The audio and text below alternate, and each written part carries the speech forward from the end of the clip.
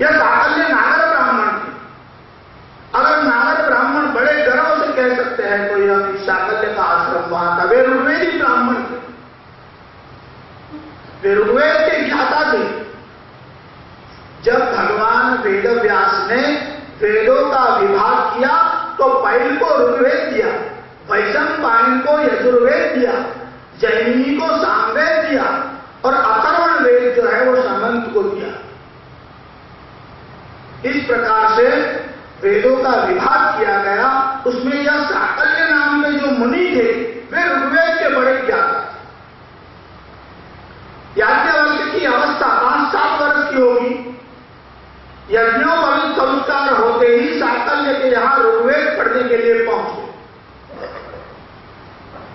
कुछ ही समय में ऋग्वेद में उन्होंने अच्छा खासा कंट्रोल प्राप्त कर लिया। यह कोई कविता नहीं है, फिल्मी गीत नहीं है, 2 बार सुना आपको याद हो जाता है। यह तो वेद मंत्र है, ऋचा है। जब याज्ञवल्क्य साकल्य के पास ऋग्वेद सीख रहे थे उस समय में सुप्रिय नाम का एक राजा वहां चातुर्मास के दरमियान आया। साकल्य के आश्रम में जाकर के कहा कि मेरा अभी व्रत चल रहा है, इसलिए शांति पुष्टि कर्म जो करना है इसके लिए किसी विद्यार्थी को वहां उद्यापन के लिए भेज। साकल्य ने याज्ञवल्क्य को बुला करके कहा कि इस राजा के यहां तुझे पूजा के लिए जाना है, यह आश्रम के लिए बड़ा उपयोगी है। आश्रम में जो विद्यार्थी पढ़ते हैं सबका यह ध्यान रखता है।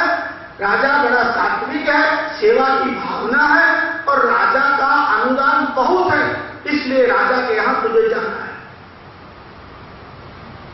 याज्ञवल्क्य आश्रम में जाने के लिए तैयार, वहां राजा के महल में जाने के लिए तैयार। जब याज्ञवल्क्य राजा के महल में जा रहे थे उसी नगर में एक रूप जीविका थी।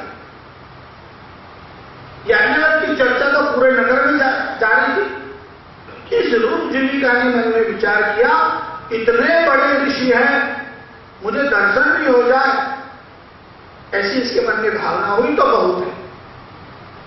अब दर्शन इतनी भीड़ लगी रहती थी, उसको मौका कहां मिलता।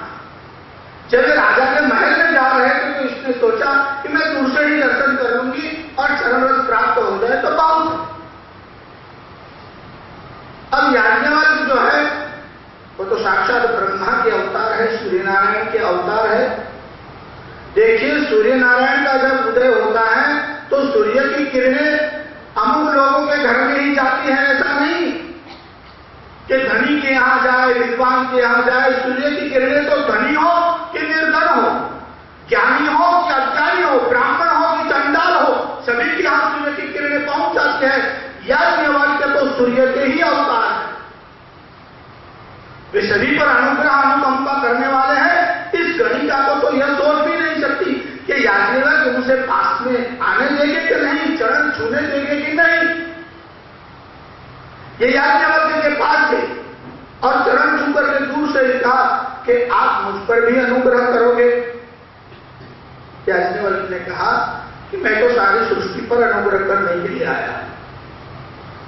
यह इतनी तन्मय हो गई याज्ञवल्क्य की बात सुन करके, इतनी प्रसन्न हो गई, याज्ञवल्क्य के चरणों पर ही अपना सिर रख दिया। अब याज्ञवल्क्य सारे संसार के पर उपकार करने के लिए आए थे। उस गणिका को उठाया कि अरे अरे तुम तो स्त्री हो, इस प्रकार चरणों में नहीं गिरना चाहिए। याज्ञवल्क्य ने उसको खड़ा किया। याज्ञवल्क्य का स्पर्श होते ही उसे शरीर का कोई होश न रहा। जैसे कोई लकड़ी को आप छोड़ो और गिर जाए, वैसे ही वो एकदम गिर गई